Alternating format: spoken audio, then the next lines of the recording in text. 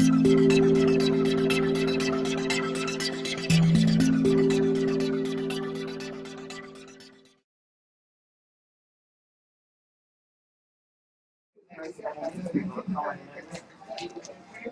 you know what? That might have been my second one. We're gonna start at 3:30. We're gonna give them like a couple more minutes to give. If not, then what we'll do is we'll still take the subject on. Is the Bible an absolute truth, or is it man-made? Should our people put all of their trust in the King James version of the Bible? Is it adequate?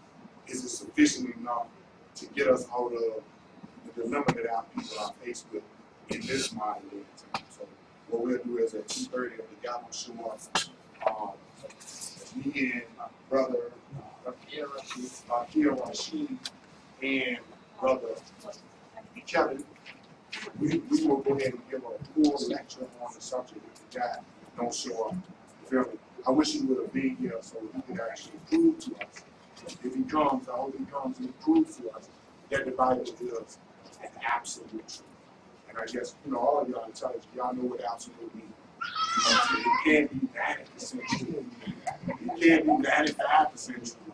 It's going to have to be an absolute truth. And if he don't show up, if there any Christian minister in the audience that would like to take his place, we'll be more than glad to, debate it with you. If you feel that the Bible is an absolute truth, and if the guy don't show up, if you want to stand in his place, we are more than welcome if you would like to do so. But if you don't show up, we're going to give a full lecture. And I think we're going to basically prove to you 100% that the King James Version of the Bible is not an absolute truth. That it's lacking. It's lacking in a whole lot of evidence. You know what I'm saying? And just because a person says that the Bible is not an absolute truth, that don't mean they worship the devil. You know what I'm saying? Because you know how they do. They'll call you the devil in a minute. You know what I'm saying? If you don't agree with them that the Bible is an absolute truth. So we're going to give them a few more minutes. You know what I'm saying? Because a lot of people realize that they can't prove this stuff. You know what I'm saying? And they do a lot of big talking, but when it comes to the time of actually showing and proving, some people get cold feet. I know when you fight, when growing up, when you fight, you're going to take some losses if you're what? If you're a fighter. So there ain't no sense in running from the fight. So what we're going to do is we're going to give them like about 5 more minutes, and then brother will start the lecture off, and then I'll come in and show you what I was going to present to Brother Kendrick. And I really hope that Brother Kendrick shows up. You feel me? But I know it's a hot subject. You know what I'm saying? And when you got your whole hopes caught up in something, and you got to try to defend it, you know what I'm saying? It's going to be hard against somebody that got some evidence contrary to what you believe. So every time we have this debate, we're going to ask that you bring a can of food so we can join each other, so we can do something together. If we do small things together, then we can grow to do what? Large things together. We got some large subjects, some large issues to do in the black community, and I guess we all can agree on that. So without further ado, I don't think he's coming. So I'm going to go ahead and let brother, yeah. And everybody trying to get to that Super Bowl. Yeah. And I appreciate y'all coming out on a day like this, but you could have been doing, you could have been doing the sit-back. The woo, rah, rah, rah, rah. And if the Steelers were here, if the Steelers was at the Super Bowl, y'all probably wouldn't have seen me. But I appreciate y'all coming through. Thanks for coming through. And you can go ahead and take the course. We go look for Brother. First of all, I'd like to say peace be unto all of you. With the name of God, merciful benefactor, the merciful Redeemer. Amen. Can everybody hear me? Yes. Can hear me? Let me know. Situations change. Nothing happens in creation except by the permission or the will of God. God knows best. So, this does not stop us from dealing with the topic that we're going to be talking about today. Let me know about the time. Let me see what I've got in my head. 30 minutes. Okay.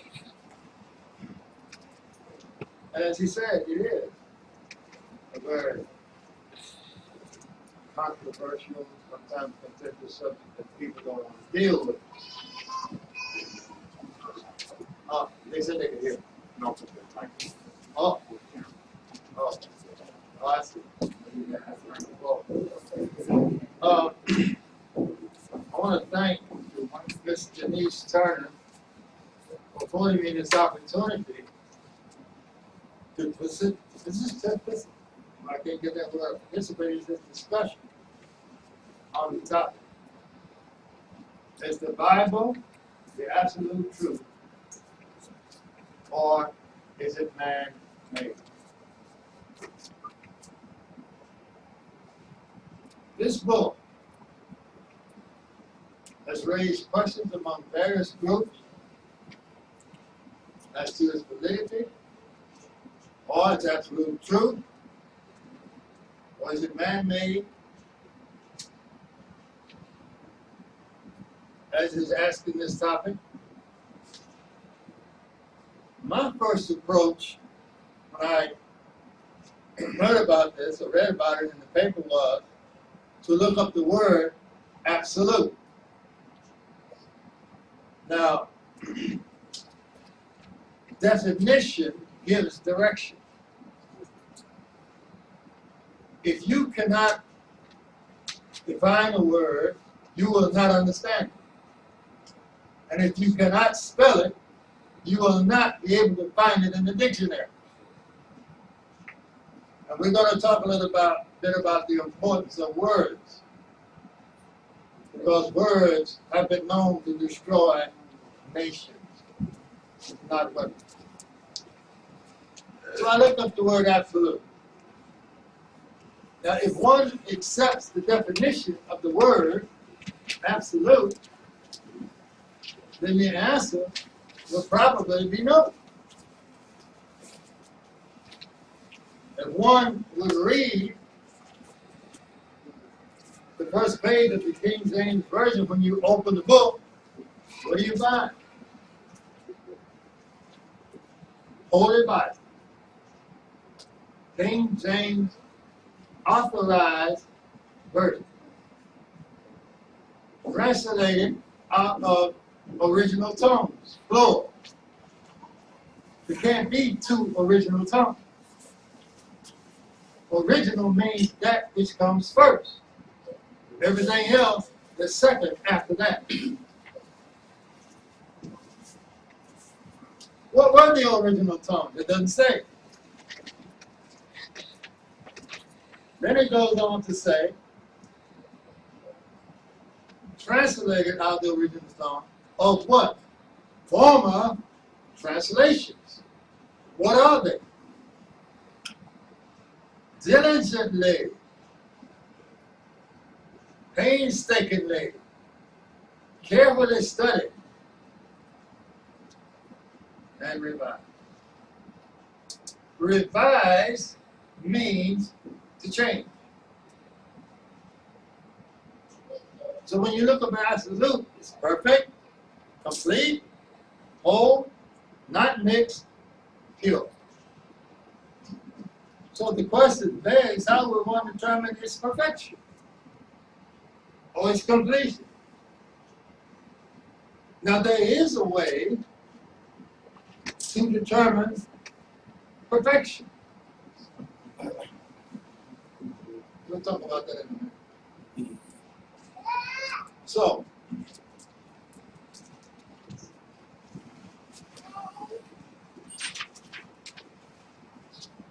in researching the history of the Bible, I wasn't going to use the word origin, but we don't really know the origin of the first one.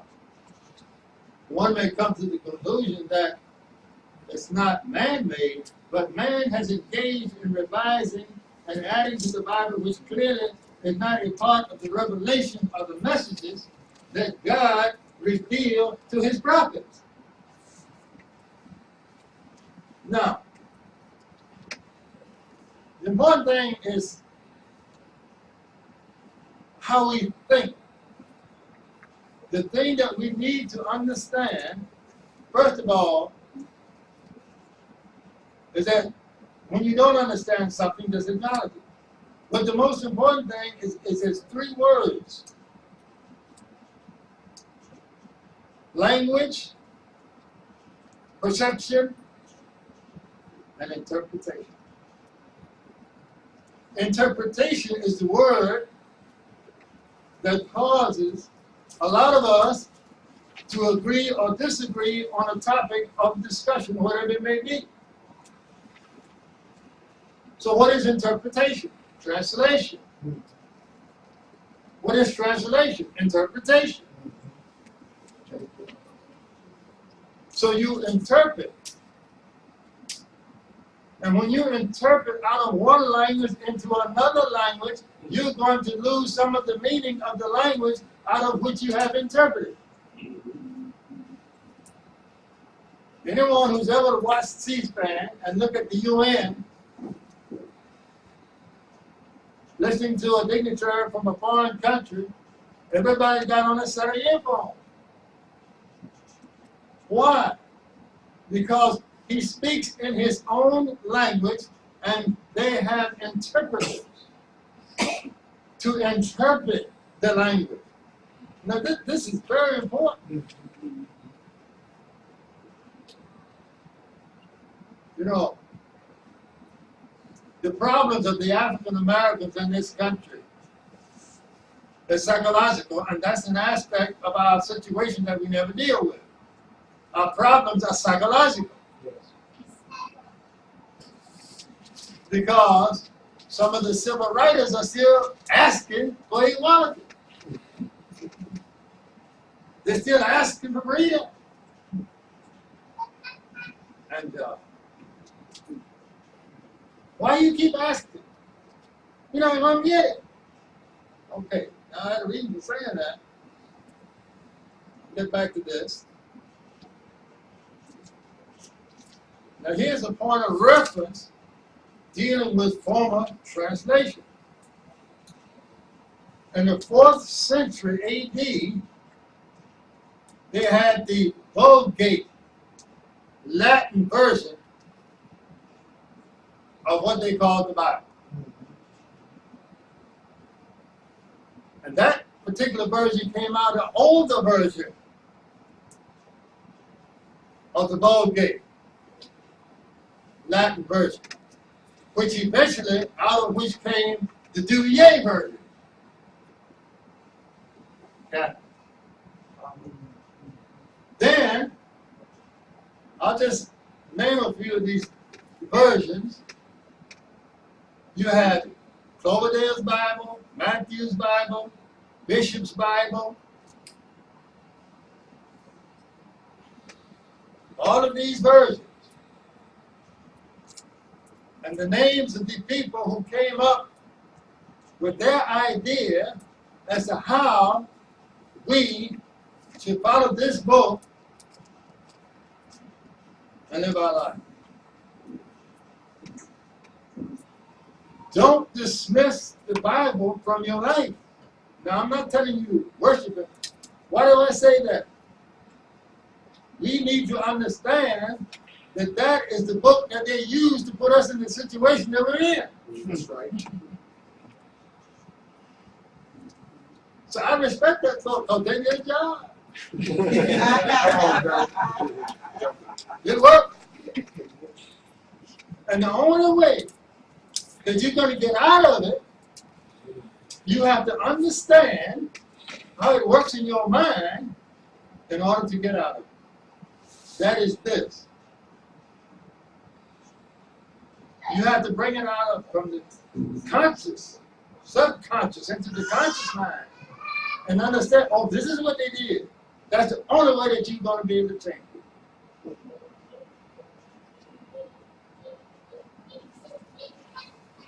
conscious and unconscious. That's not two minds. That's one mind with two activities. Okay? Now,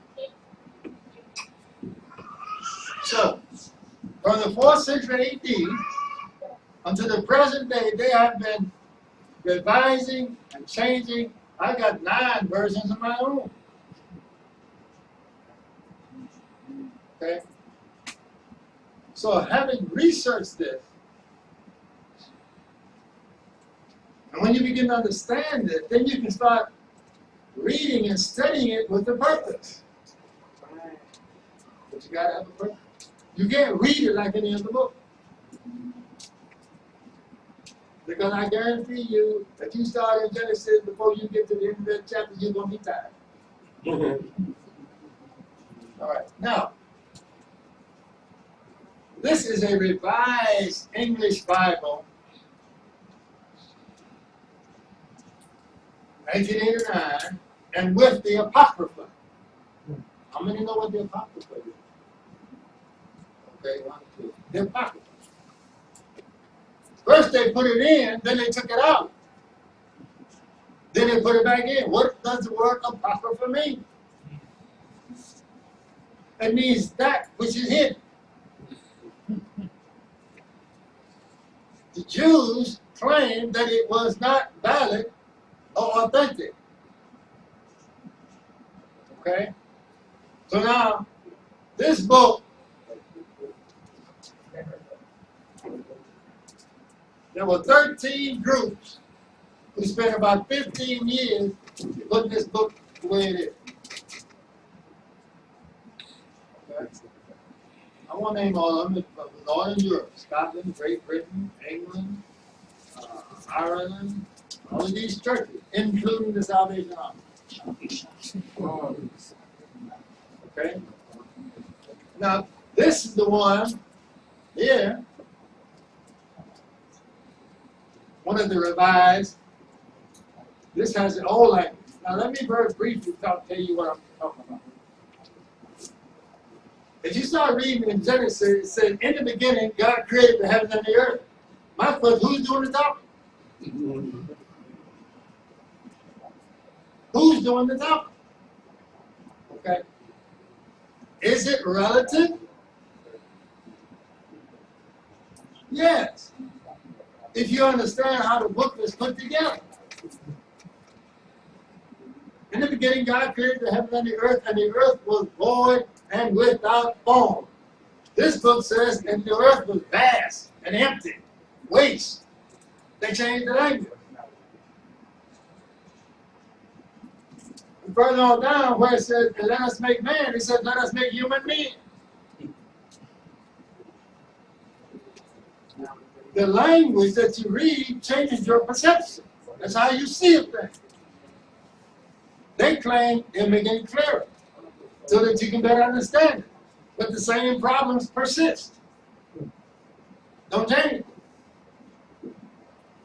They claim it's for the later generation, the younger generation. Now, how is it relative? It's relative if you understand that it's coded, it's literary, it's history, and J.A. Rogers says it's just Jewish folklore.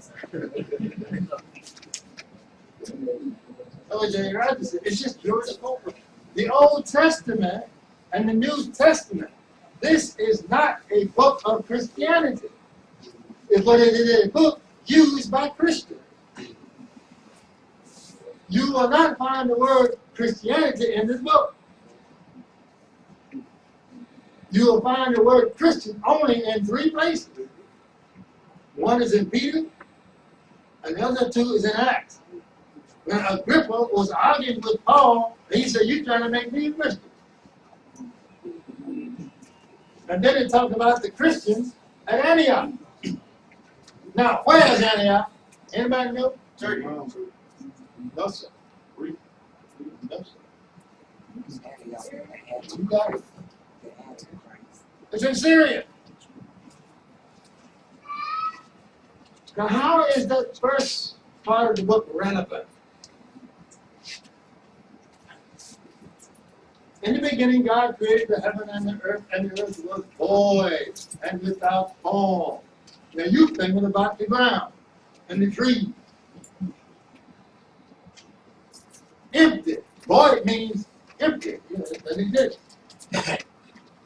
Now, where did you come from as a biological creature? You came out of the earth. How do we know this? Where do you go to get your food?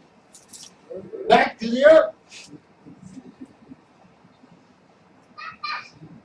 So we can, now this is an interpretation. The earth that is void, and God said what? And the Spirit of God moved upon the face of the waters, and darkness was upon the face of the deep. But it didn't say what the deep is, that the darkness was upon the face of.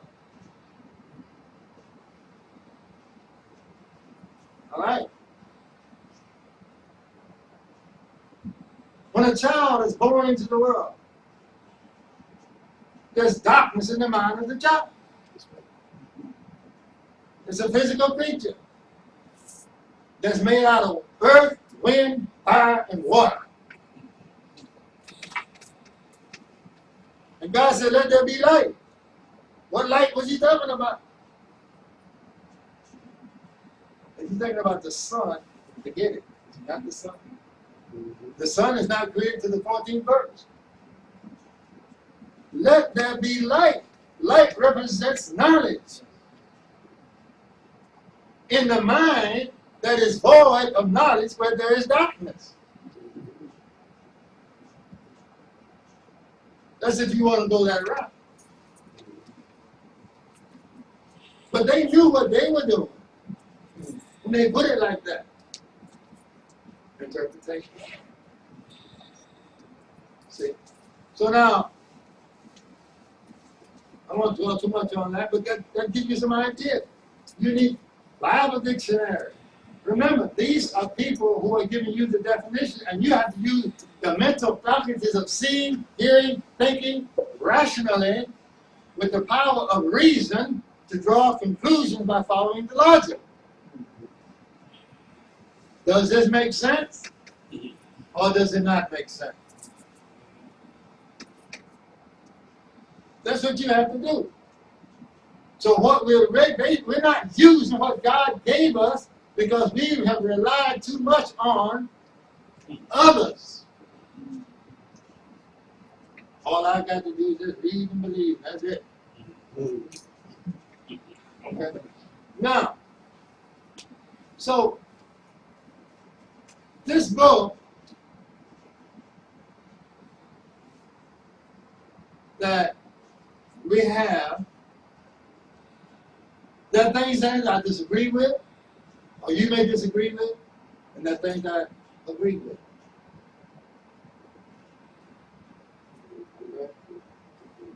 How many of us have read that book from cover to cover? Well, how you gonna follow the book? I had 2 Mormons to come to my house. Young, playing, Bible in his hand, talking to me. I said, wait a minute, hold up. Have you read that book, cover to cover? No. I said, well, how you gonna teach me what you haven't read?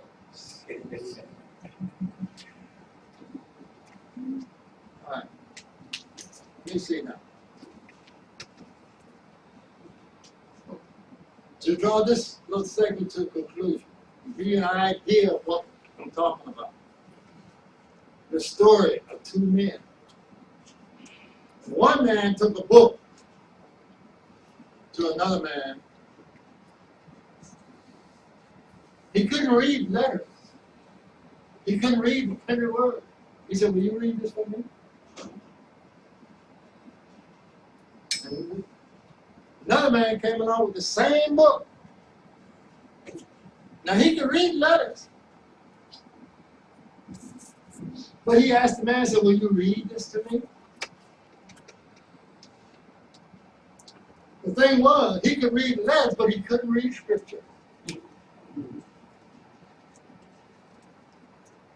So when you read the language that you do not understand, it suggests things to your mind to give you an answer that you may be looking for, which may be incorrect. The power of suggestion. Because the ones who put it in our hand knew that they knew we wouldn't know what we had when they gave us the book. If they did, they would have never got it. So I don't say, don't dismiss it. Because there are many things in the Old and the New Testament that is valid that we can learn from, especially when you get over there where they talk about Jesus. Now, on the part about whether or not it's man-made or did man have engaged in it, yeah. Who is Matthew? He was a carpenter, tax collector. Matthew, Mark, Luke, and John, none of them were with the historical Jesus. None of them. This all took place in Europe. Now, why do I say historical Jesus? The word Jesus is Spanish. Jesus. How many of you know what his real name is? Esau. I don't know. Esau, Ibn Maryam. And Jesus, the son of Mary. Now the book says, son of man, son of Mary, son of God. Which is it? And the book also says he was a prophet. Now which is it? Which is it? Maybe all of them. How can it be? Is either one or the other? We may fix it in our mind that it's all one and the same, but that's because that's the way we be taught to think without rationally looking at it, because he himself never said that. It was said of him by somebody else like Matthew, Mark, Luke, and John. Again, who's going to talk? Right? So, if it's the word of God,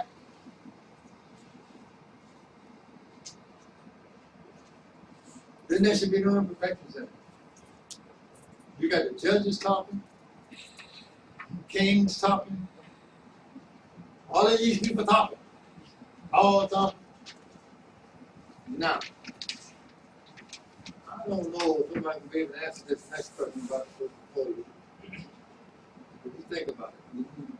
There are 2 chapters in the Old Testament that is the same chapter. It's in there twice. It's in there twice.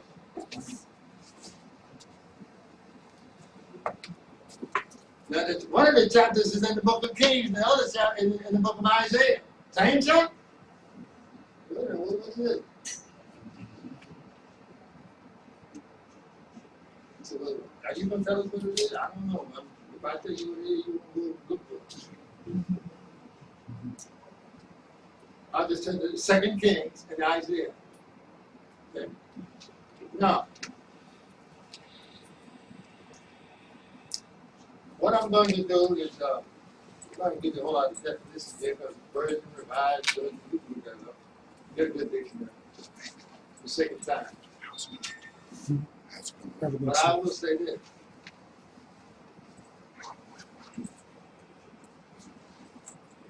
Religion, before I get to it. What is its purpose? Why religion? And I also might add that God never sent a prophet to the people except to speak in the language of the people to whom they are sent. So when you talk about language and original tongues and all that, what was the language of Noah? Moses, Lot, David, Solomon. What was their language? Whatever it was, when they went to the people, they spoke the language of the people. Now, all of these prophets, as many as there's in their legitimacy, taught the exact same message. All of them. God didn't say, prophet, you tell them this, but you tell them this, and you tell them that. One message. One. And that was this. After being warned of their ways that they should change, the message was the unity and the worship of the one God who created everything. Then what is the purpose of religion? To maintain life and advance human growth and development. If that religion is alluding to that concept. All right. I put a great deal of emphasis on words. In the scriptural language, words mean much more than spoken words. It means anything that gives a message to your mind. Symbolism, sign. Then there are what you call allegories and metaphors. Metaphysical interpretation. In the seminary, theological seminary, they deal in theory. What does the word seminary mean? It means a place where something grows and develops. But in the seminary, they are told, some of them, that what you're getting here, you can't go back and tell your people. Why not? Now, I know what I'm talking about. You can't tell them this, you can tell them that. Religion. What is the first priority after religion? The number one priority after religion. The religion is there for guidance, obeying the law, etc., worshiping God, etc. The number one priority in religion is education. Education. She said, I got 2 minutes. That 30 minutes gone by already? All right, well, I'll deal with that in the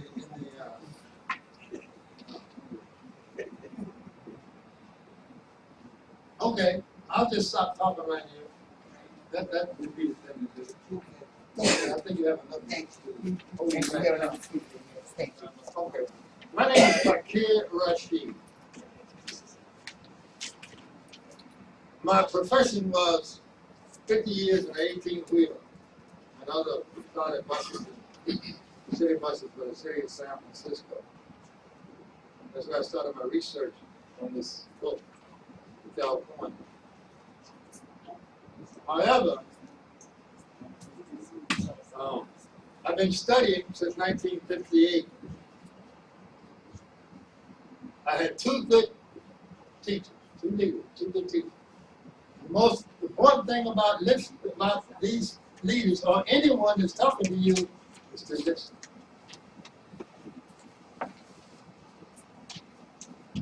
I was drafted in the military in the 1940s, World War II.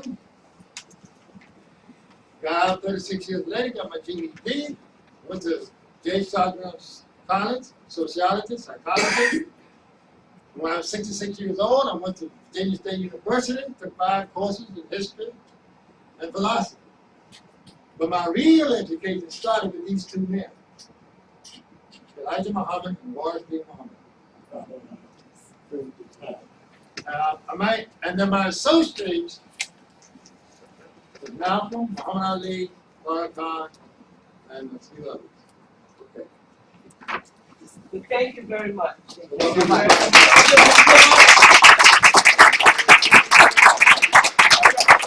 How y'all doing today? My name is Brother Shaw. My mother named me Lawrence Edward Robinson Jr. And I know a lot of people like to discard the names that their mother gave them or their daddy gave them, but I keep that name. And I'm very proud of the name that my mother and father gave them, even though it may happen to be a Christian name. The subject of it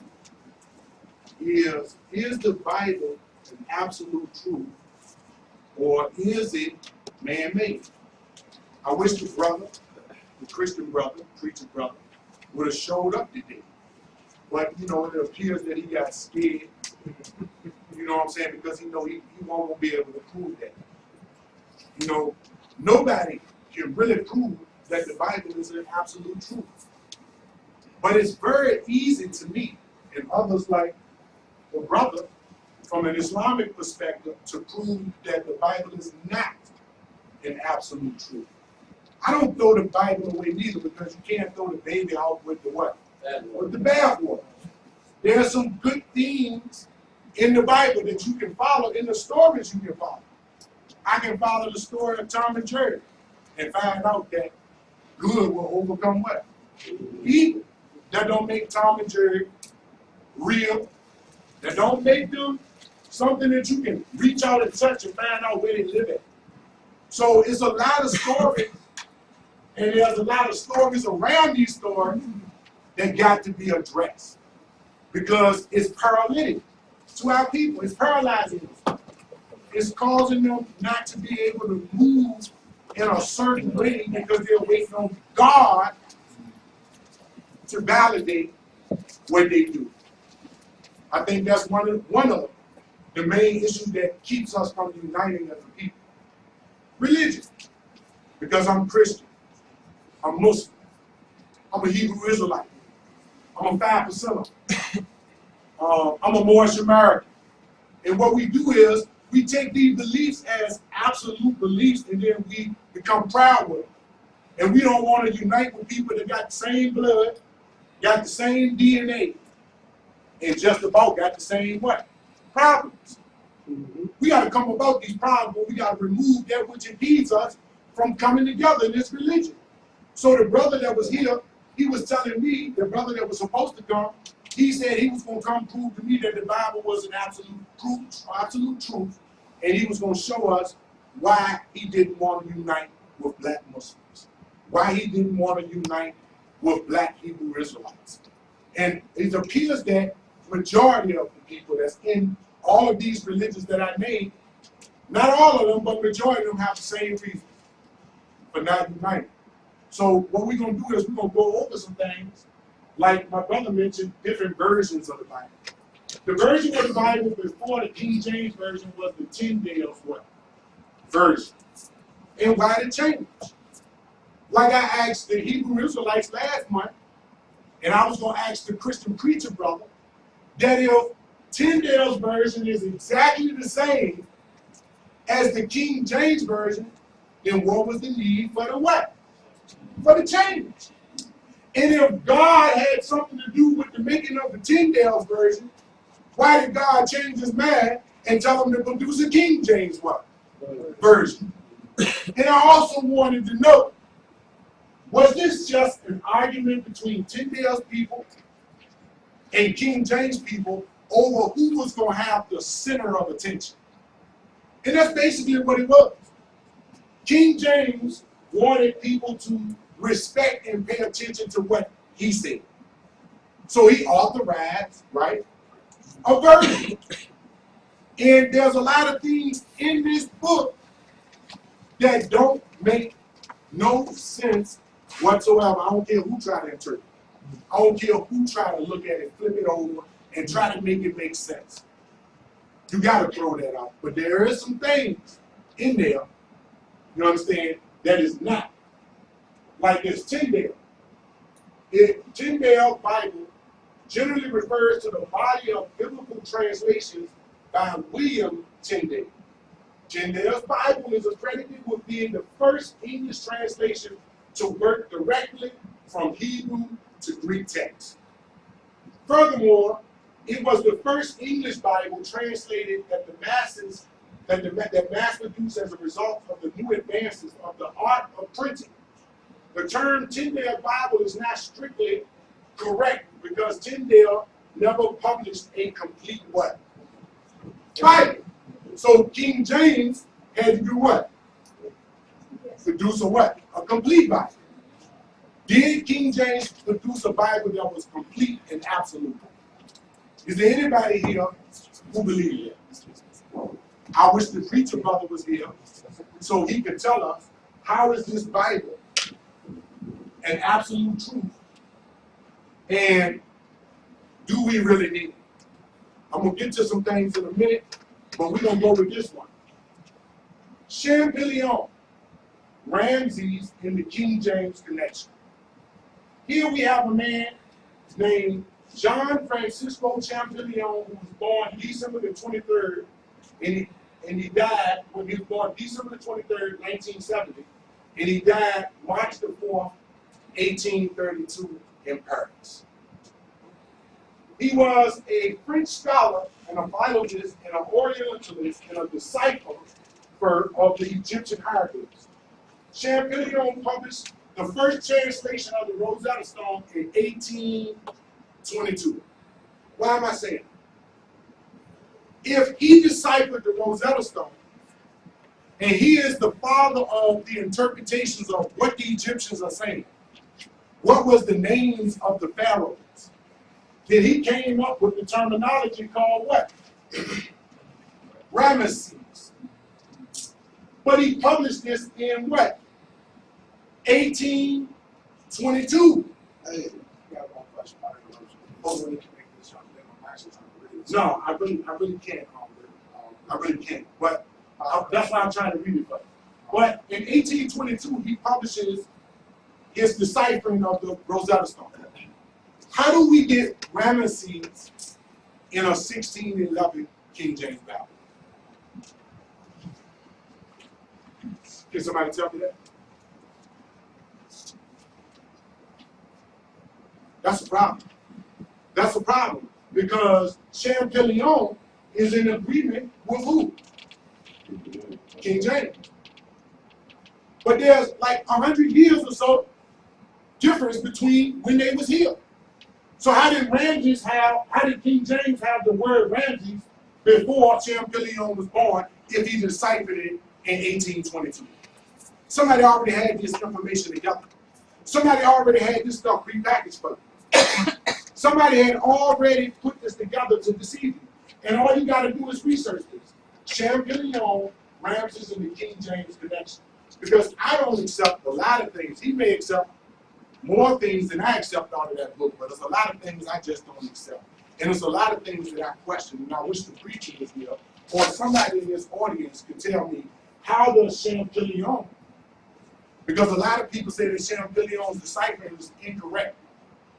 A lot of people that go against the Black Power movements and go against the Committed or the RGV brothers, they say that we don't have the right pronunciations of the Metu or any of the right things. Then the question is, how is it that Champollion and King James come up with the same picture if this ain't already prepackaged information? The next one. Hold on, I need to get back to this point right now.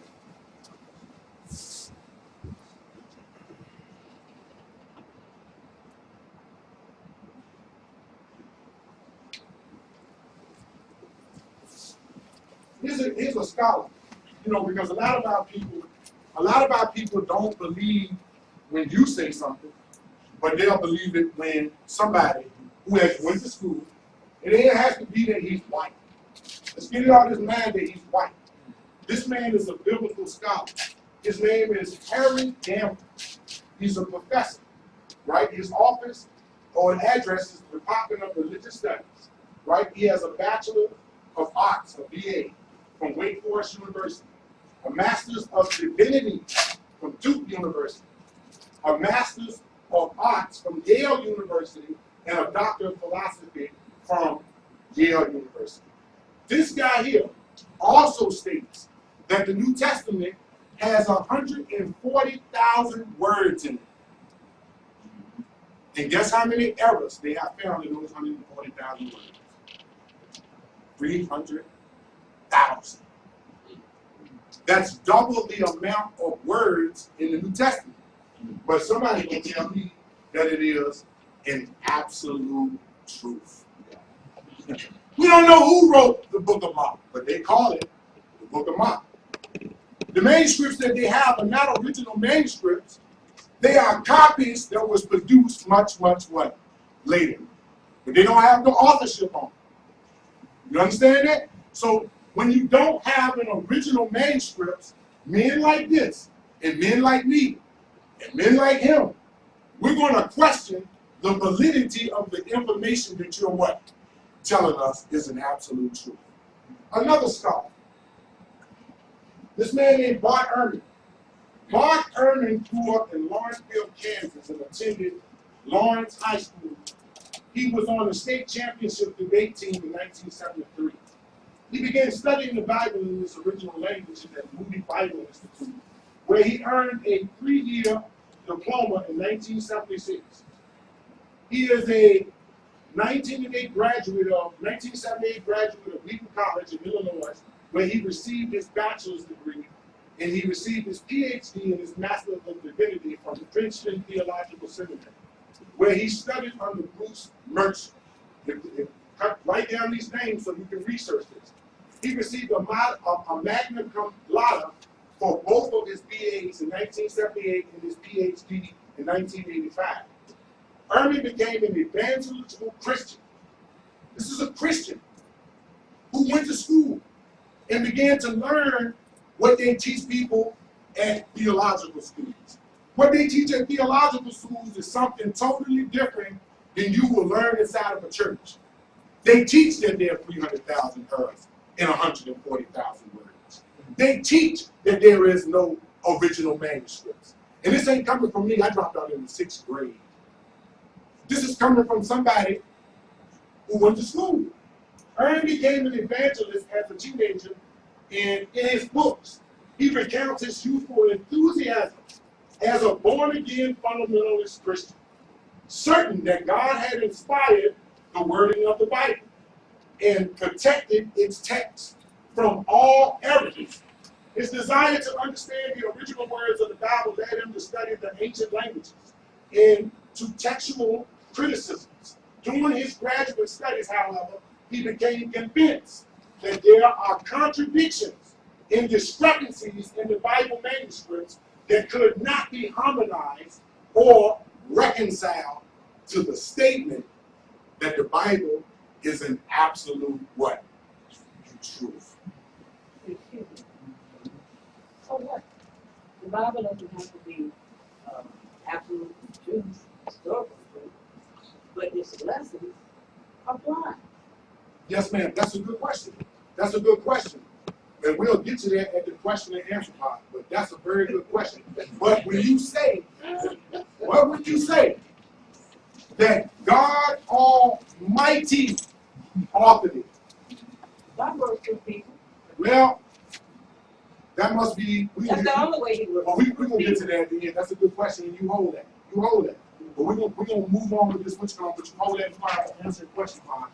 But I want to get on with this. This is by Ehrman. The earliest manuscripts of the New Testament is dated 150 years after the historical Jesus is supposed to have existed. Right? The size of a credit card, that's all they got. I just want to know, how do you get 27 books on it? I want to know, how do you get T.D. Jakes seminars? How do you get all of these books written by these mega churches off of a manuscript that's this size? So I want to know.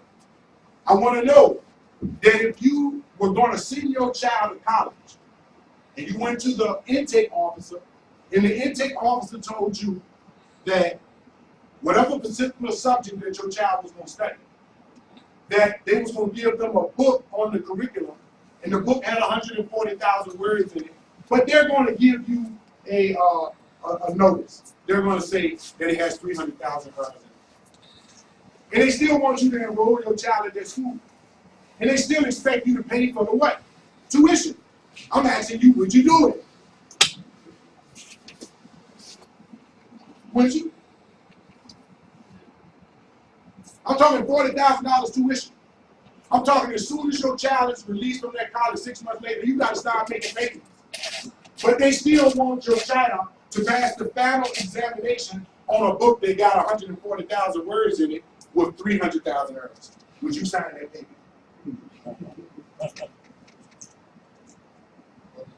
It's a good question. On to the next slide. That was a video. We won't be able to play it. Here we go. Some of the issues that I have with the Bible. In the book of Genesis, chapter 3, is verse 16. And it says, when God is giving out the curses to the serpent, to the man, and to the woman. Right? You remember that, right? You say, I'm going to curse the serpent, I'm going to curse the man, and I'm going to curse the woman. He's talking about a curse. Right? Now, it says, unto the woman, he said. And remember, a woman is a female human. Not a female dog, not a female cow, not a female elephant, and not a female bird. He said to the woman, I will greatly multiply thy sorrow and thy conception. And in sorrow thou shalt bring forth children, and thy desire shall be to thy husband, and he shall what? Rule over. That's a curse. He said that's a curse. Now, if you're a Christian, and I ask you, I said, have you been saved from the curse? Have you? Is there any women in here saved by the blood of Jesus? Raise your hand. Don't be ashamed, because we're not here to attack Christians. We're just here to dialogue. See what we, if you're saved, are you? So okay. So if this is true, and this is one of your curses, and Jesus saved you from the curse of God, then did you still continue to have a menstrual cycle?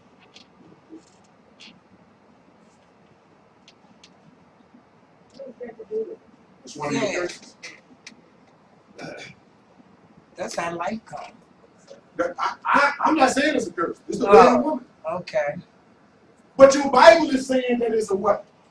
It's a curse. And if Jesus removes the curse, then why are you still bleeding? And then the next question is, why is it that the dog is bleeding if he was talking to a female human? Did you know animals have menstrual cycles? So if that is the God, the Most High, and this is not a man-made statement, then why is it that the animals are having menstrual cycles too? And why did you need Jesus to reverse your cycle when menopause was going to do it anyway?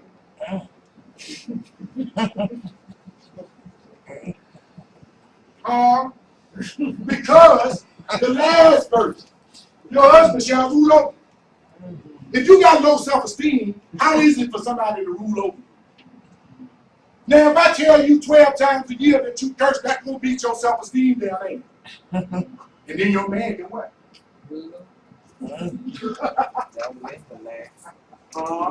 Man, that's all I'm saying. But you said, does it matter? Sure it matters. If a woman is walking around in the way of the woman with the Most High or nature intended for her to have, and she's thinking that she's cursed because she's believing that this is an absolute way. And then the curse is reinforced in your mind 12 times a year. And then your husband gonna what? And then when he try that, you gonna call the police. Which gonna lead to a restraining order. That's a curse. A restraining order is a curse. That's an absolute belief. Going down to the juvenile domestic court for beating a woman up is a what? It's a curse. So why is it that the church is telling the man, in order to have a successful life, that he needs to rule over his woman, and then it tells him that it's a what? It's a curse. Which one is it? Child labor pain. Child labor pain. That baby is 19 centimeters long. Big old head like that. That's gonna hurt. But he wants you to be convinced that you what? That you're cursed. I just want somebody to prove to me that it's a curse. I want you to release those sisters from the idea that it is a what? That is a curse. You got to tell all them type of lies just to rule over your wife or to get a position of authority in a woman's world. Some women will volunteer to do it. You don't have to come up with all that to get that. Am I right? Or am I wrong? Next slide.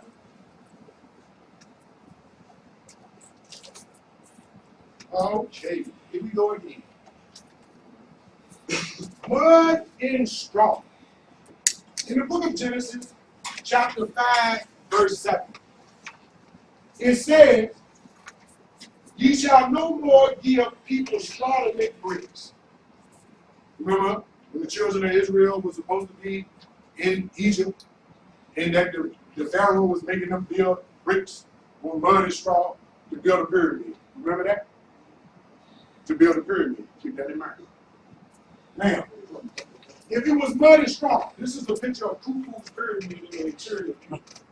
They have shafts here that go down to the bottom here, right? They let light and air in, because it's dark inside.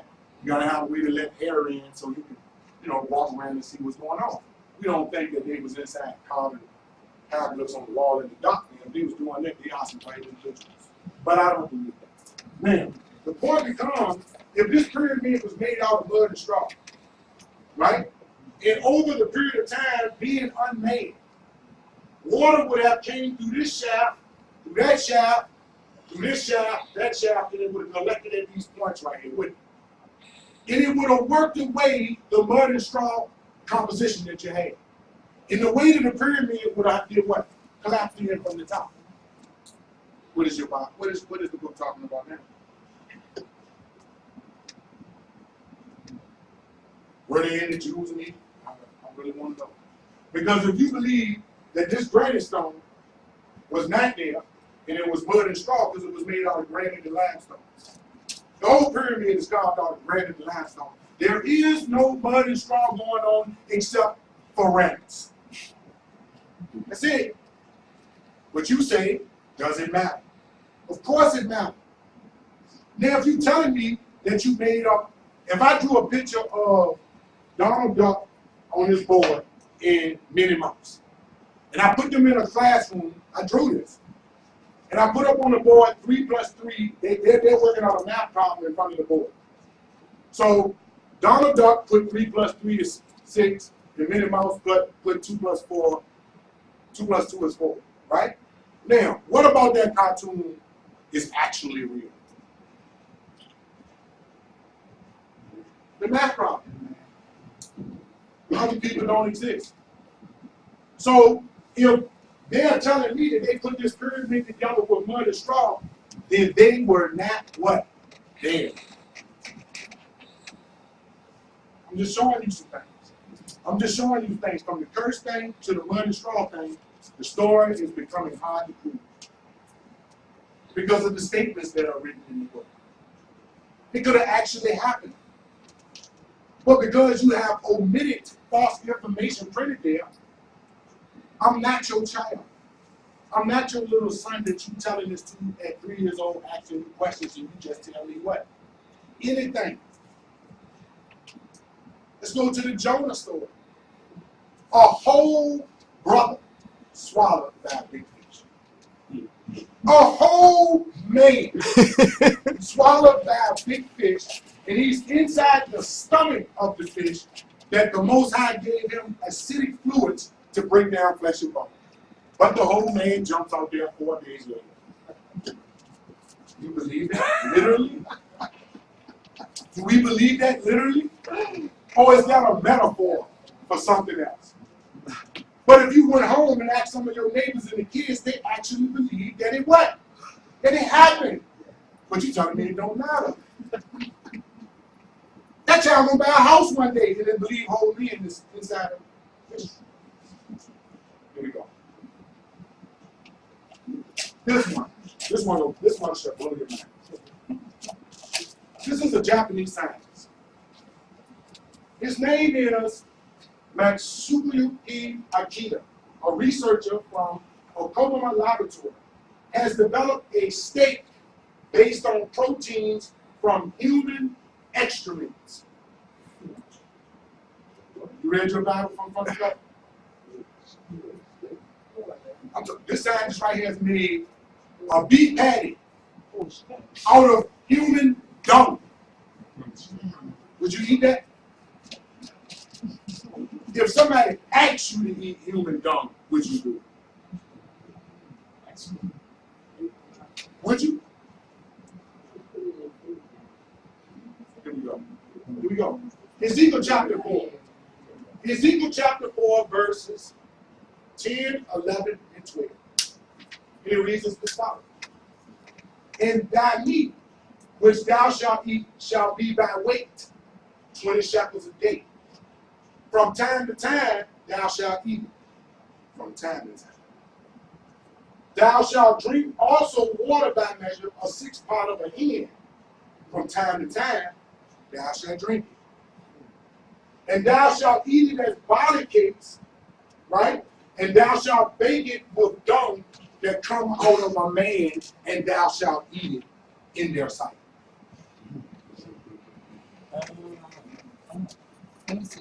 Why would the Most High want you to eat that shit?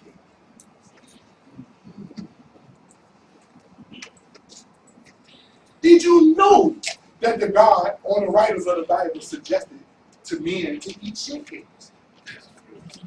You didn't know that? There it is. Ezekiel chapter 4, right? Verses 10, 11, and 12. That's a wild guy who wrote that. That's man-made. Not unless you're into that. I mean, that's your thing. That's your thing. It ain't mine. Next to the next slide. Here we go. Everybody wakes up in the morning and they look towards the east, and it appears that the sun is what? Rising.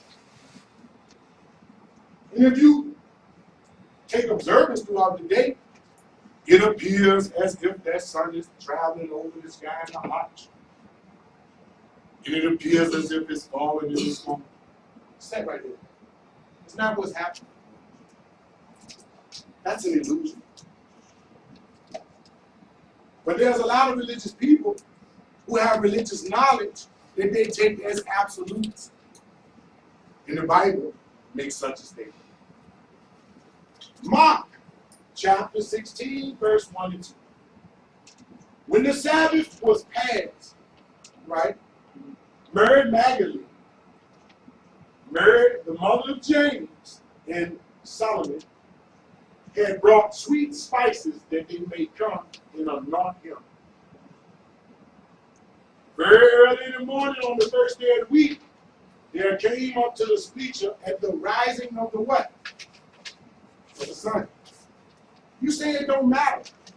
But when you connect something to the Most High God and tell a lie, using his identity, and you don't think there's something wrong with that, you have forged a lie against your what?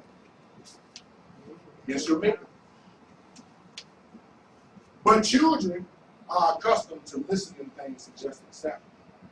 I never stop asking questions. That is an illusion to think that the sun rises in the morning and that it sets in the evening. Then you're going to tell me that the God say my ways are not your way and my thoughts are not your thoughts, but you accept what a man sees earthbound. Because if you're on this earth and you never left it, you would never know that the sun didn't really rise in the morning. So that's a man-made statement proving that the writer or the God of that book or the God of those writings is not the Most High, but is an average earthbound man just like me and you. In Judaism, they believe the same thing. In Islam, some of them believe the same thing. That the sun rises and the sun sets. But that's an illusion. And on to the next slide. The Bible says that Jesus would die and that he would return on the third day. Is that right? But what day did Jesus die? Anybody know? Was it on a Sabbath? Was it on a Friday? The Sabbath is on the third. The Sabbath is from, as they say, sundown Friday, sundown Saturday. Even though the sun don't go down, but Yahweh sees nice. Okay. All right. So that's my time is up. But your man, 3 days from Friday, can do what? A Monday. But you follow the guy that showed up on Sunday. But you say it don't matter. Well, you know what? Some people used to a lineman. I mean, but that's my time is up. We got another speaker coming up, Brother Kevin, and we wish that preacher would have showed up because we would have proved beyond a shadow of a doubt that that book that we have put so much trust in, so much trust in, we gave our lives to that book, to the idea that the book is an absolute truth. It's just not. Nobody understands. Yes, ma'am. No, we cut it How out. you been doing though? Feel good. Still doing lawyer? No, yeah, got to keep it. Well, you know, as a lawyer, you know you can't bring that type of faith up in the courtroom. I know you don't bring that, you bring facts. You bring what? Facts. Well, when you come here, you're gonna have to bring facts. I don't accept. I see Paul really tried to tell y'all that God didn't have the facts. Paul said this is a matter of what? Faith. All right, I'm done. Let's give a hand of applause. We have one more speaker. Okay. Do yourself. Excuse me. Thanks. That's your best. Oh, upstairs. Peace, peace. And then Brother Calvin, others, or should we say Brother Calvin Hill, or simply High Hill. And our basic doctrine is black nationalism. And I stand firm on that because I know for a fact that the condition of our people today in this world comes from a lack of social, economic, and so that's what I firmly stand on. Going for my bachelor's degree in human services, but I'm also I will receive my substance abuse certification, counseling certification in the summer. So that's basically what I'm doing today, and I'm very strong pan Africanist and to get our people back to the origins of which we came. And basically, when I say black power, the word black in itself is the origin of everything in existence. Not just the color of the skin, you know what I mean, but it's a proven fact that everything in existence comes from darkness, which is in your Bible, Genesis. You know, it was black, you know, in the world, and it was void upon the face of the deep, like they say. So that's basically what I came to do today, and let y'all know that, you know, religion in itself,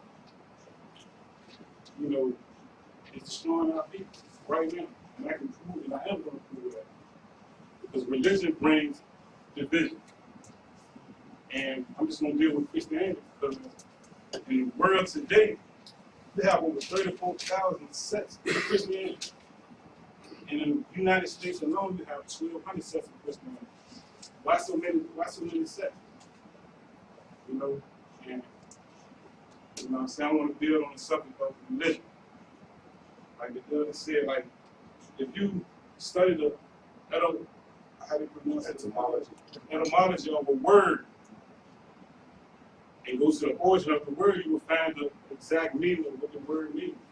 So if you do that with the word religion, and you take two words and you go back to the same origin, take the word religion and the word religion, goes back to the same origin. The word is religion. It's Latin. It's religion. I hope you pronounce it. What it means to bind, to reconstruct, or to bind, or to hold together. That's what the word means. You know, and it's crazy because, you know, if you go back before the how they said the European, if you go back before the European language, there's no word for religion. And if the only words that they can take from religion is the word law in different cultures, which simply means law. If you go back to the word Torah in Judaism, simply law. You know, so basically, we've taken, you know, this religion, or should I say Christianity, when I see a council, and conformed it to something to control. This is a fact. Now, let's go back to the condition that we're in today as a people. As a people, we spend over $80 billion a year in that economy. But we have no type of economy within ourselves. We spend our money with the Iranians, the Arabs, the Europeans. And we have no type of, and if you look at every religion today in the world, if we stand on religion, and if you are a Christian, you know, every religion has a social economy behind it. Look at the A right there. You know, look at the Korean, look at the Chinese, look at the Jews. You know, their religious structure is based on their social economic place in the world, which we don't have. So, what happened? Now, I'm going to tell you what I know what happened. And if you look at the Bible, specifically the New Testament, you will find that if you go back to the origin of certain words in the Bible, and if you go back to, let's proceed, say, Africa, you will find that the Jesus concept is what it is, a concept, with a deeper metaphysical meaning behind the concept. It's designed to have you looking outside of yourself to find peace. Now, Jesus died on the cross. And he, he's supposed to, you know what I'm saying, resurrect, bring people back from the dead. But we're not even talking about the physical stuff. You know, everything has a birth and a rebirth. You know, not just on the physical aspect. You know, and if you go back, if you look at your Bible, a lot of reference to Jesus refers to him as the Son of God, the Son of Righteousness. And in a couple of verses, it's spelled S-U-N. Why is that? And if you look at certain verses, he's referred to Amen. Amen. As we sing when we pray. Amen. What is Amen? What is Amen? Amen is a concept, is a God in commit in Egypt, which means the hidden one, which Jesus is referred to in the Bible. The hidden one, the faithful one, the faithful son. So, what am I trying to say? Well, I know what I'm saying is that, you know, Jesus, you know, you're looking as a man, you know, but it's not a man, it's a proven concept that brings forth spirituality within us, that we have chosen to look outside of. Now, if you look in your Bible, Jesus declares, Jesus says, ye are God, children of the Most High. Is that not your law? Now let's go back to the word religion. That word in ancient times literally means law. Jesus said that. Why? I mean, that's an important statement, but we don't. Why don't we consider ourselves gods? Anybody answer that? Jesus said that.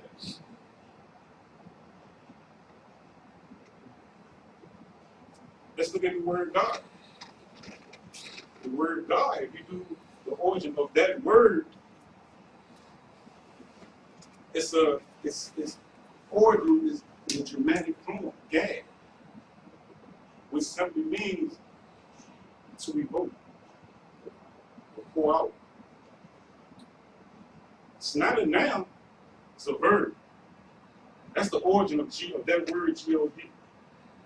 And if you look at other languages, or if you look at the word God in the Hebrew, in the translations, many translations of that word, but that word is, I mean, you have Il or Elo, which means divine being, God, quote unquote. But if you look in the book of Genesis, you will see, if you do your research on the word God, over 300 times the word is translated to Elohim in Hebrew, which means gods, divine beings, plural. So, someone tell me, I mean, if you just do your research in your Bible, you know, it's clearly saying that those beings created the heavens and the earth. Not one person or one being. So why are we looking outside ourselves? You know, when we have all the answers in ourselves.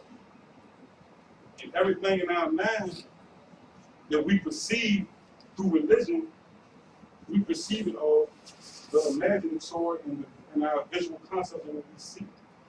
So we take the word Jesus, and we from us growing up in churches, we view him as a person, but he was never declared a person in the Bible. But someone proved that too. It's anyone. I mean, the word Jesus in the Bible is referred blatantly as the Son of God, the Son, S-U-N. Now, if you look at, let's see, got my Bible book. Yeah. This chapter. Let's start off with. Oh, I get to scream at y'all like the Israelites do. But, Okay, let's start with Revelation 3:14. Revelation chapter 2, 3 verse 14. Revelation chapter 3, 14 verse.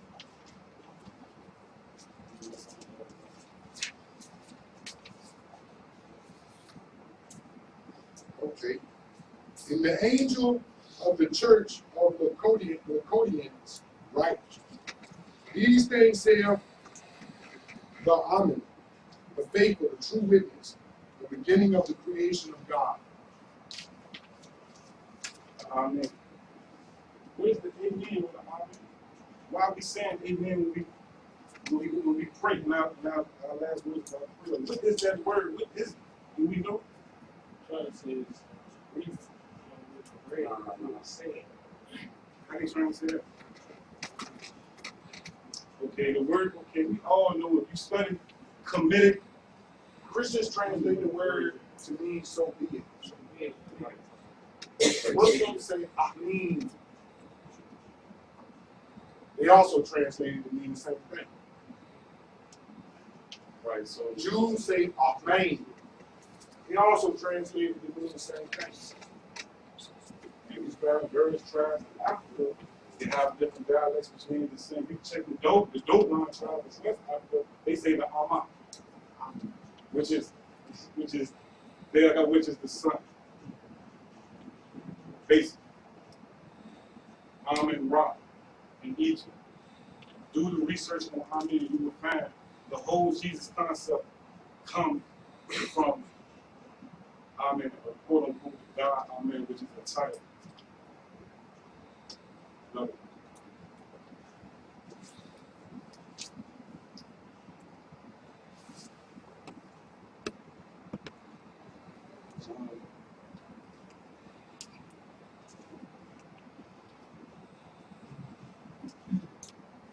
St. John, 17.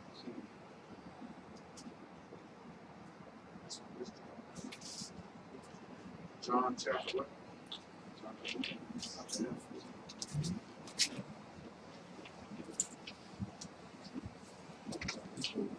Chapter 1. continue.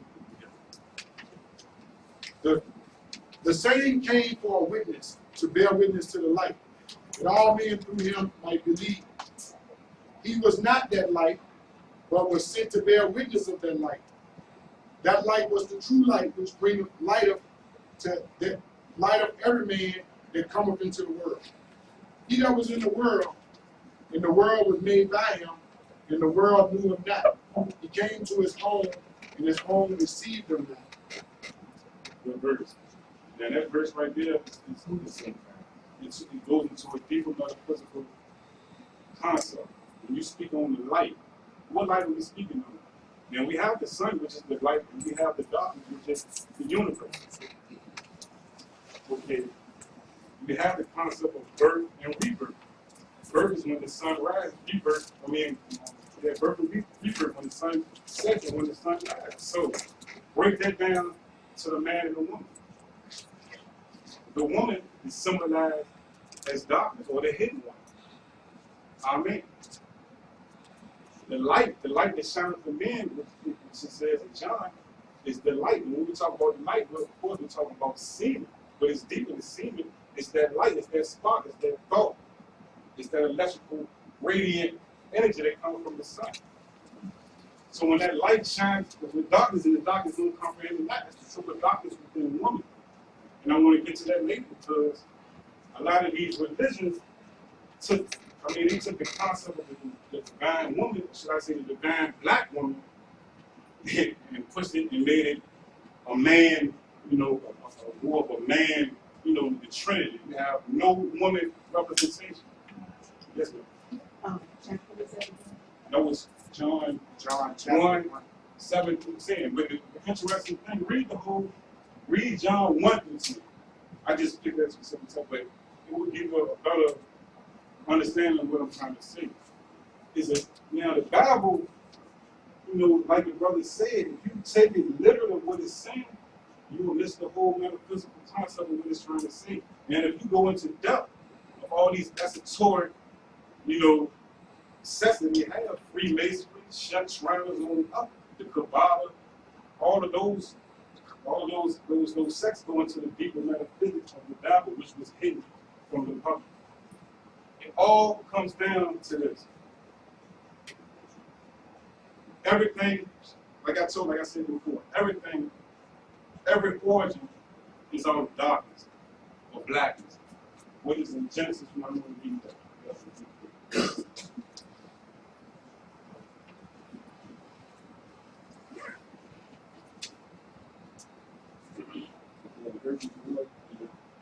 The darkness was upon the face of the truth, and the Spirit of God who was upon the face of the rest of the earth. Now,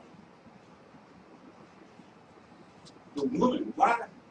I'm trying to understand why was the woman taken out of place as far as divinity.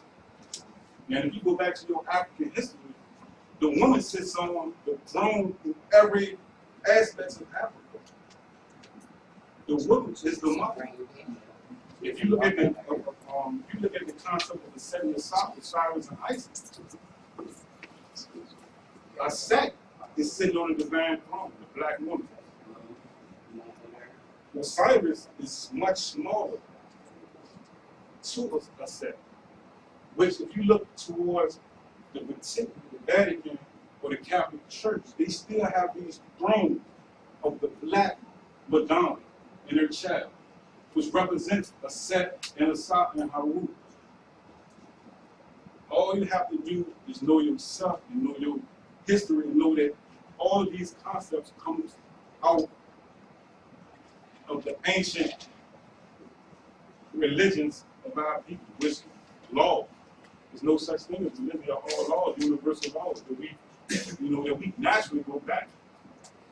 You know what I mean? And they know this. So, and they know that we as a people, as a melanated people, we are a high vibrant energy than those who are not, which we all know what that is.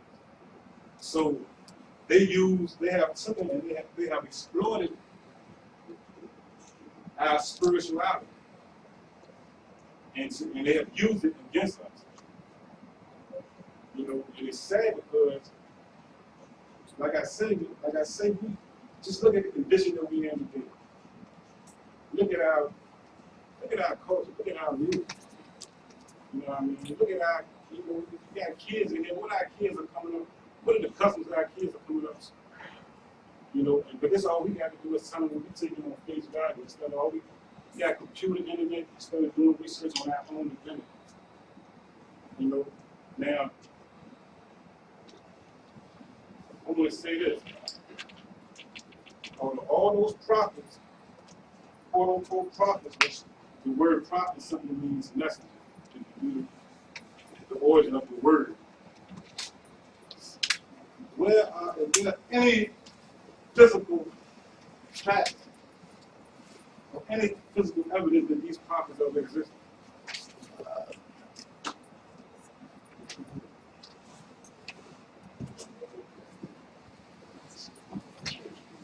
Anybody can see it. What do you guys probably? Are there any type of tangible, you know, facts that these prophets existed in the Bible? No, I just say it was this. Right. That's my whole point. Now, I'm not going to dispute the fact that there's a meaning to what this Bible is saying, but the meaning is deeper than what it's saying. You know, all I ask is that we know ourselves.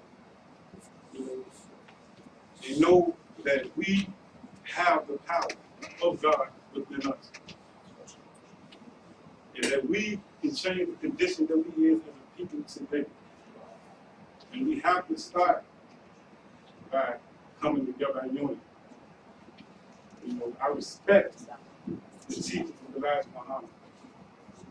I respect the teachings of Marcus Garvey. Because one fact that we know is a fact from their doctrine is that we need black nationalism.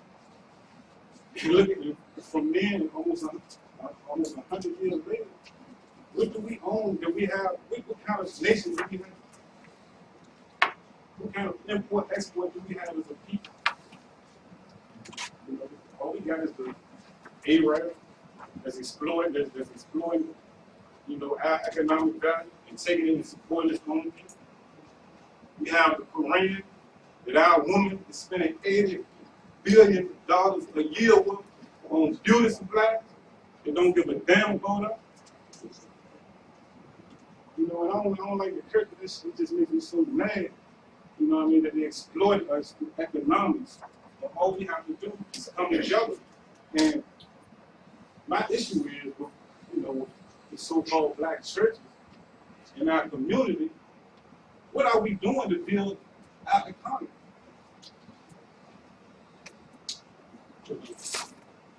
Okay, so if anybody can dispute or, you know, have any type of other information that they would like to share with me, you know, or any questions I would like to know, and I would give more, if you would like to know anything to what I said, you can give me, and I can give you reference points and research on any questions on any topic that I spoke on today. And I just like to end that with peace, black power. Thank you. A round of applause. I'm going to give all three of our gentlemen a round of applause.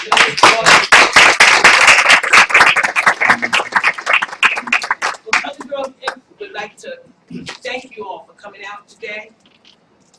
We also want you all to know that we don't do this to pit religions against one another or faiths against one another. We do this to educate the community, make people doubt. Because when you doubt, then you ask questions. As long as you're born to believe, you will never ask questions. Osho, a spiritual leader, once said, the worst thing that we could have did to our children was to give them a God as soon as they were born. Let them find it on their own. Let them experience God on their own. So with that, we're going to get ready to close. But before that we do that, we want to allow you all as the audience to ask our gentleman questions. So you have 10 minutes, or at least a little short of 10 minutes to ask the question. And what we'll do is go out and eat. They provide meals for you, and then we'll close. And we will be having another debate. Unfortunately, we're sorry that we apologize for the gentleman who did not show up. Brother Kendrick. Yeah, who didn't show up. But we promise you, we will be having another one. And we looking forward to having Islam come in and to represent themselves. It's Christianity, hopefully Judaism or rabbis, and we'll invite our brothers back. But it will be a much bigger debate. I'm not sure if it's going to be here, Next time the but I will debate let you know. it will be involving the Islamic community. Okay. The next debate will be. So if we like to, we can just do a question and answer and things. If you have any questions, we just. Okay, yeah, I just wanted to say thank y'all for coming out. And it's unfortunate that the brother was scared, to come out here and defend his position. And our whole objective is that you learn something. Also, our objective is that, look what we did. That very well made that the family get through with something. But the more we come and the more food you give, the more we can help a black hungry family. And then it'll be done by a collective group of people who believe something different. And if we grab a hold of this concept, we can go out there and change stuff in our community. Because as it stands today, we're divided over what we believe in. In the debates, I'm going to help humble people. Because if you think you're on a mountain of truth and somebody show you that you're not, you may become humble. You feel me? Remember the last time you had some money and you had a car you rode past the people you used to catch the bus with? So you gotta be humble. And there's one more thing I didn't get that in, but if y'all allow me, would y'all allow me just 5 more minutes? Yeah. 2 minutes. Okay. All right. Here's another one that you didn't know. Malachi chapter 2, verse 2 and 3. Now, if somebody asks you to take a human dung, again, Miss Lawyer, if somebody asks you to take human dung and wipe it in your face, what would you think of that? They crazy. They what? Crazy.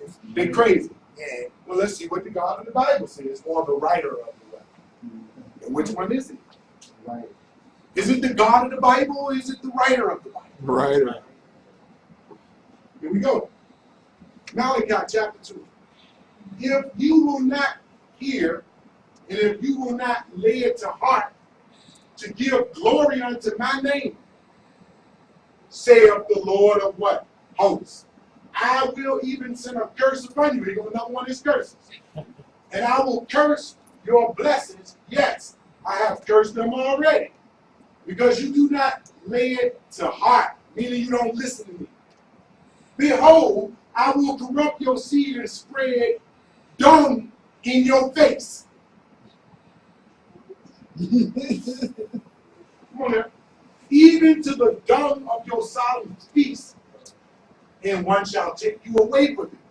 Meaning that you just rub it in your face. And after you do that, you eat a shit burger. Did y'all know the God of the Bible or the writer of the Bible suggests such nasty things? While you up on your mountain of truth.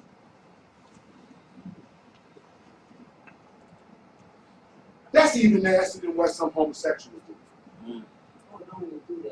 No, I'm just telling you the truth. I'm just telling you the truth. A lot of people put down homosexual people, but I never heard of homosexual people eating shit cakes. I never heard of homosexual people taking their lover's dung and rub it in their way. So the writer of the Bible is a wild what? Boy. But you tell me it's an absolute what? Well, if it's an absolute truth and you ain't listening to that God, why don't you go home and curse yourself?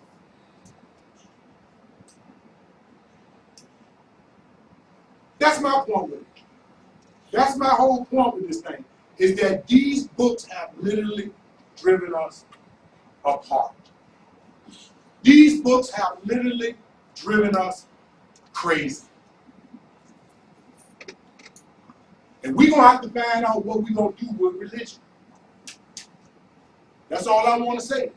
If you want to unite as a people and you want to build something for yourself, you're going to have to find out what you're going to do with religion.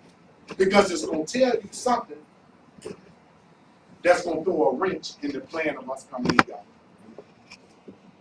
That's why we do this. And I appreciate you coming out. And we can start with that little small task right there.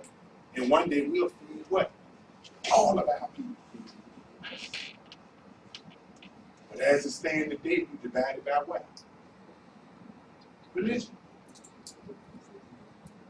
Rethink this religion now. Rethink who your religion say is your brother and not your what. Because all of us got the same DNA. But when I started asking you who the hell are you, you come up with 50 different identities. But got the same what? DNA. I'm done. Okay. Hotel. Black Power. Thank you very Assalamu much. alaikum. Shalom. And what up to my If we can take a few minutes in questions for our panel. The young lady. A statement. Sure. It's in reference to what the brother and they were saying earlier concerning our people, we have to ask something. But I remember it was a time when black people hated. Y'all remember? So if we can get back to it and figure out a way to do it, the needs that we have to have, and that'll be a start. That's all I was doing. That's a good statement. And to piggyback on, go to the next question. When we really accomplish something on this planet, we knew nothing about Allah, Jesus, and Yahweh. We did not build pyramids underneath Christianity, Judaism, or Islam. And you haven't built one since. If you're going to tell me that our intellectual powers were at its greatest producing pyramids, and you haven't done it under Christianity, Judaism, or Islam, then what should you do? You should say no. You should return back to what made you great. Because I ain't seen nothing that you produce worthwhile under Christianity, Judaism, or Islam. That eventually the white power groups of those faiths didn't take what? Credit for. Next question. I hope we get that. My question is dealing with religion, right? And dealing with religion, all the religions that you basically named, what's the deal on the they don't want to believe in, I heard in Islam, they don't believe in spookism, believing in a God that they can't see. But you see, if you go back to all of it, it's like a God you can't see. So could you explain something about this mystery God? People say they don't believe in the mystery God, but I'm going to be, goes back to I got you, but I'm going to be truthful about that. Even before Judaism, Christianity, Islam, some native African beliefs still believed in spirits. I can't deny it. Come down to You feel me? You can't deny it. You can't. You feel me? But what he's saying is, when we latch hold to a religion so deep that we sit back and wait on something that don't exist to come change that which we must get up and what? Change. If, okay. First of all, I don't have time to go in detail. Islam is not a religion. Number one. Number two, the only way your situation will change, you have to change the way you think. Exactly. Number three, when Elijah Muhammad, who had 750,000 acres of farmland, a fleet of Kenworth 18 wheels on the road, schools, bakeries, grocery store, dry cleaning institution. That is still going on now. All you need to do is find a Muslim journal. They built a whole city down in Mississippi called the New Medina or New Africa. They have built mosques from the ground up across this country.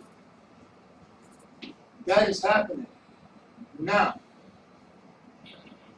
One last question. You do not have to change your faith and your belief to work together. We need to deal with the social issues regardless of what you believe, because we are not your judge. You only have to answer to God. But until we change the way you think, the situation will never change. And where does the change begin? It begins with you. Now, since Islam was brought into the equation, the one book, the Holy Quran, clears it all up because it has no human author. Now, for those of you who are interested in knowing more about it, I will be glad to sit down and talk to you about it. Yes, ma'am. Islam has no human author the same way the Bible doesn't have human author. No, I'm not. They're equal. No, They're no, equal. no, I'm just saying they're equal in the sense here's that what I'm saying. God has spoken different times to different Here's what I'm people saying. and to different Here's authors. what I'm saying. Quran is no more valid than the Wait a Bible. minute. Hold up now. Hold up. Have you read the Quran? Yes, I have. I haven't read it cover. Have you read it in Arabic? No, I don't speak Arabic. How can I Thank you. read it in Arabic? Thank you. That's the point. Now,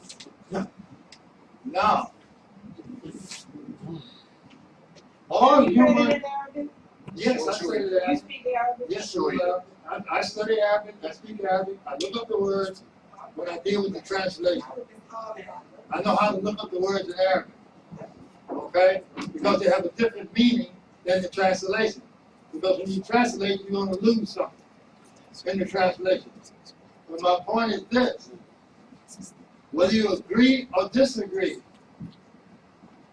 our problems are still the same. They're still the same. So, take a look at what you already have. It's called self-introspection. Okay? And the language is the key because we are nothing more than words inside of a physical body. We are what we think, and we think with words, and the words that we have, that's the way we think. There you go. You can't think with any other thing but words. All thoughts are words. And your perception and how you believe to depend upon the words, the way that they're constructed in your mind. And remember this, the mind that we have was given to us for somebody else for their benefit, not for ours. All right.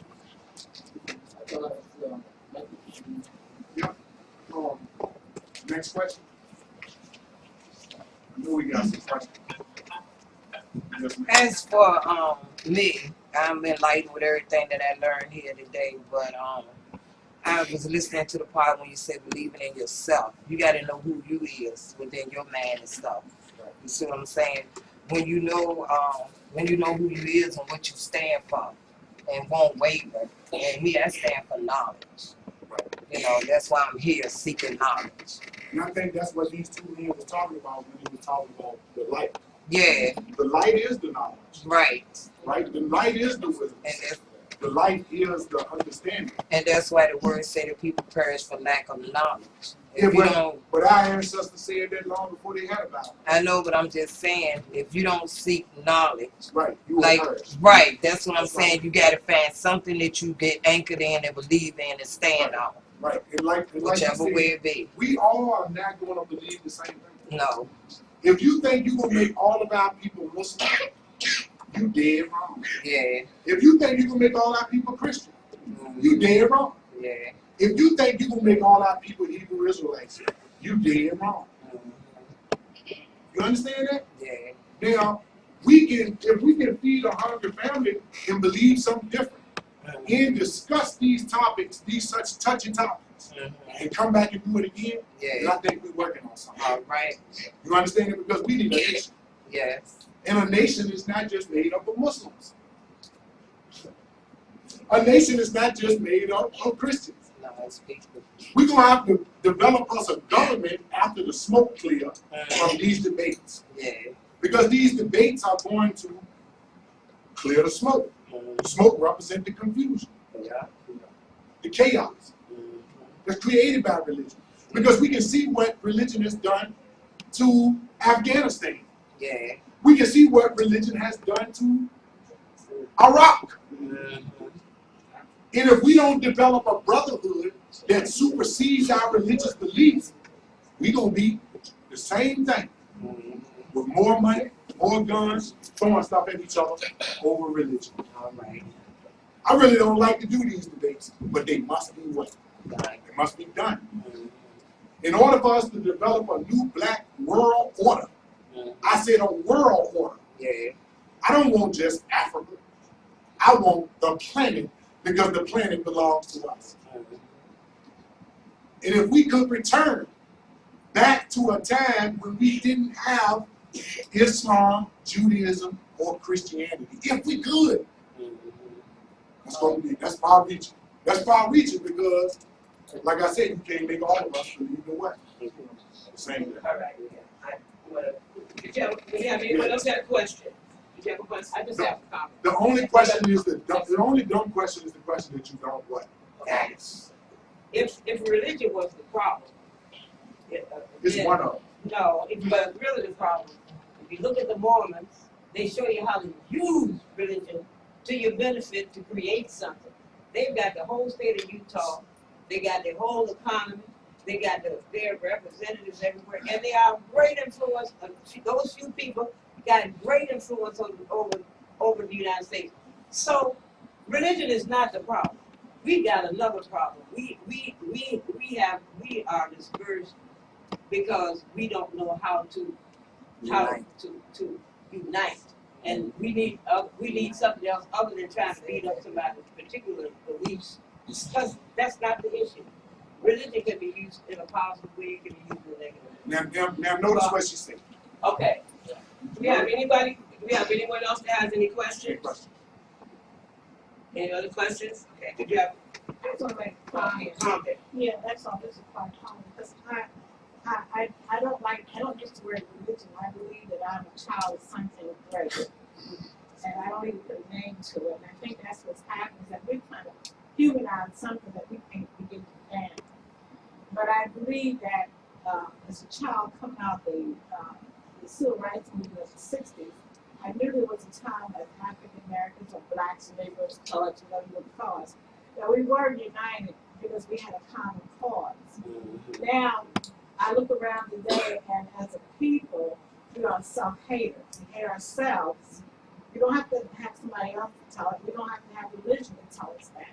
We have to first learn to respect each other and trust each other where we are and how we are. You spoke about the Arabs, the Koreans coming in. They don't tell us to come in and buy those products. We voluntarily go through the door because we don't like the way we look. We're not able to accept the way we are. I have children, grandchildren, who kind of irritates me a little bit when I see blue eyes and yellow hair and all this stuff. Rather than say, grandma, your hair is kinky. Well, it's good hair because I thank God, whoever that is that created me. So we got to come back to our first and foremost love, and that is ourselves. Know who we are as an individual and respect each other as the collective, and teach our children how to love and respect each other. Not when they're 18 or 20, but the time they come out of the womb. I don't believe any woman is a curse to have children. That's a gift given from an essence that we know not of. But it's not so much having a child as care for and providing the care. And we have to learn how to teach and love ourselves and love our children. I've never seen a more race or someone just so disrespectful and so hating of each other as we are. Even the poorest culture that come here, the Mexicans, the Latinos, whatever you want to call them, you see what? Unity. They go shop as a group. When they come to live as a group. We are so we so refractionized as a people.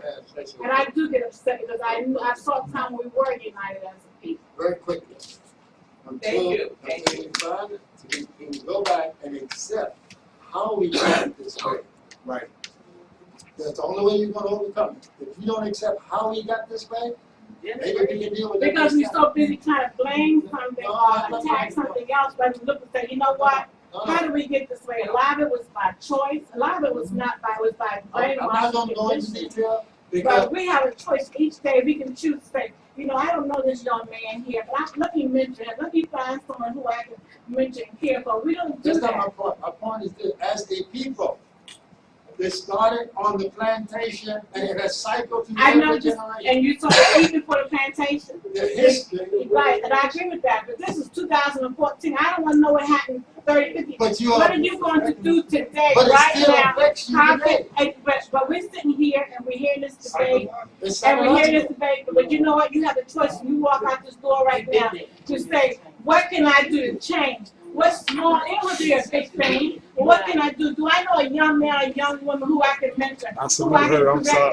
I I salute her, Chair. If I say something good to somebody today, if I give a word of encouragement for somebody, There it you has go. nothing to do with you say Allah, I think you Jesus, your walk. It has to do with how you treat your fellow Exactly. man next There door. you go, And man. you know you got crack out your heart, it's more easy for a man to walk by because it doesn't affect you. There you go.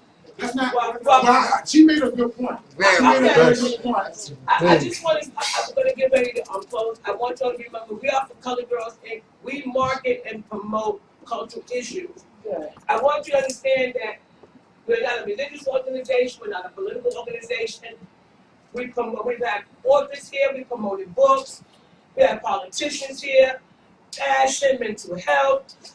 Every month we're doing something different. We just happen to be doing religion. But I need you to know this, that we are here as your voice. What they're doing, you can come and do next week on a different issue. Listening to you, I would love to see a panel of women up here in front in the issue.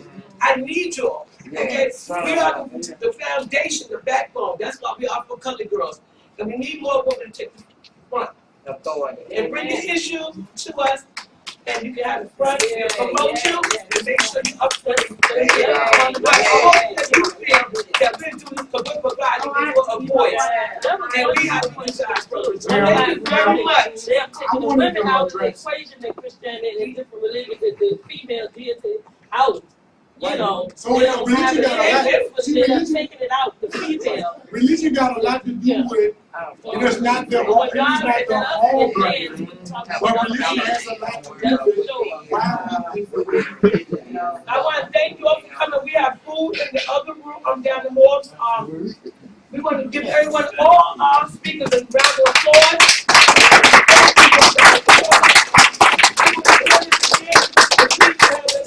Contact. If you haven't left your email, please leave your email so I can contact you and let you know what we're promoting next. How are you? Is this an hour?